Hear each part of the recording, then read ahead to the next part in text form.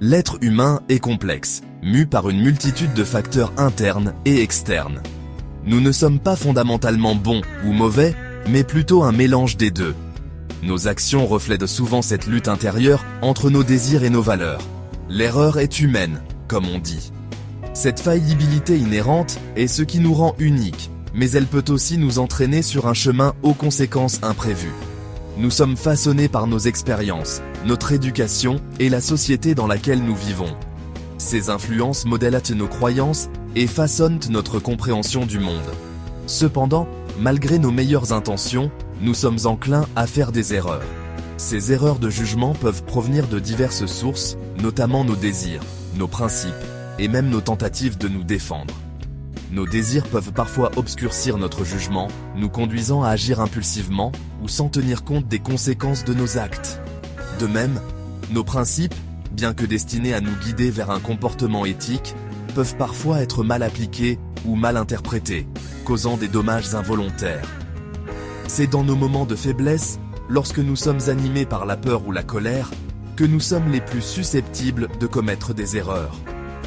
Lorsque nous nous sentons menacés, notre instinct de conservation peut prendre le dessus sur notre bon sens, nous conduisant à agir d'une manière que nous pourrions regretter plus tard.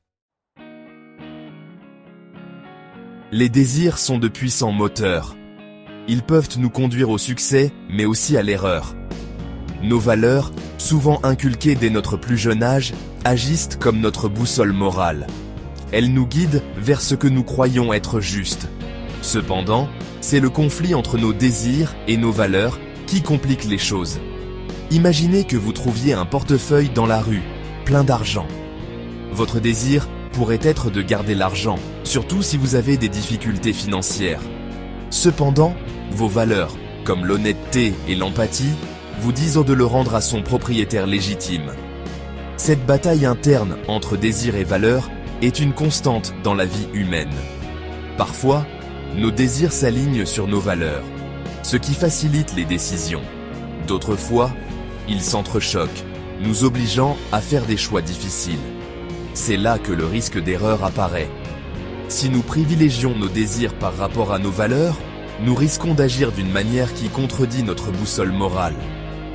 Cela ne signifie pas que les désirs sont intrinsèquement mauvais, ils font partie de ce qui nous rend humains.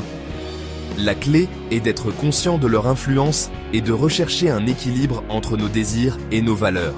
Cet équilibre, souvent difficile à atteindre, est essentiel pour porter des jugements sains et minimiser le risque d'erreur.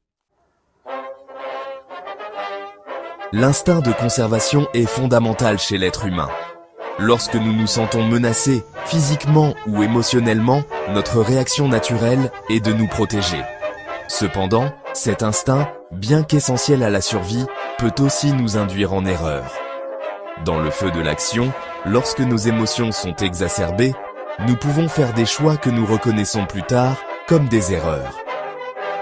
Par exemple, imaginez être accusé à tort de quelque chose que vous n'avez pas fait. Votre réaction immédiate pourrait être de vous défendre avec véhémence, même si cela implique de déformer la vérité ou de rejeter la faute sur quelqu'un d'autre. Ce désir de protéger votre réputation et d'éviter les conséquences négatives est compréhensible. Cependant, s'il conduit à d'autres préjudices ou injustices, il devient une erreur. Se défendre n'est pas intrinsèquement mauvais. Cela devient problématique lorsque cela se fait au détriment de la vérité, de l'équité ou du bien-être des autres. Lorsque nous privilégions notre autopréservation avant tout, nous risquons d'agir impulsivement et de causer potentiellement plus de dommages. La clé est de trouver un équilibre entre l'autopréservation et un comportement éthique. Cela signifie être conscient de nos actions, même dans des situations difficiles. Cela signifie reconnaître les conséquences potentielles de nos choix, non seulement pour nous-mêmes, mais aussi pour les autres. Tout le monde fait des erreurs. C'est une partie inévitable de l'expérience humaine. Ce qui nous distingue, c'est notre capacité à reconnaître nos erreurs et à en tirer des leçons. Reconnaître nos erreurs peut être difficile. Cela exige de l'humilité, de l'introspection et la volonté d'assumer la responsabilité de nos actes. Cependant, reconnaître nos erreurs est essentiel pour notre croissance et notre progrès.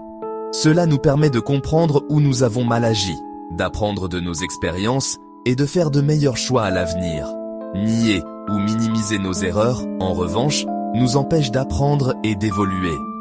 Lorsque nous refusons de reconnaître nos erreurs, nous sommes plus susceptibles de les répéter. Cela peut conduire à un cycle de comportements négatifs et de conséquences néfastes. Reconnaître ses erreurs n'est pas un signe de faiblesse, mais plutôt un signe de force. Cela démontre un engagement envers la croissance personnelle, l'intégrité et le désir de devenir une meilleure version de nous-mêmes.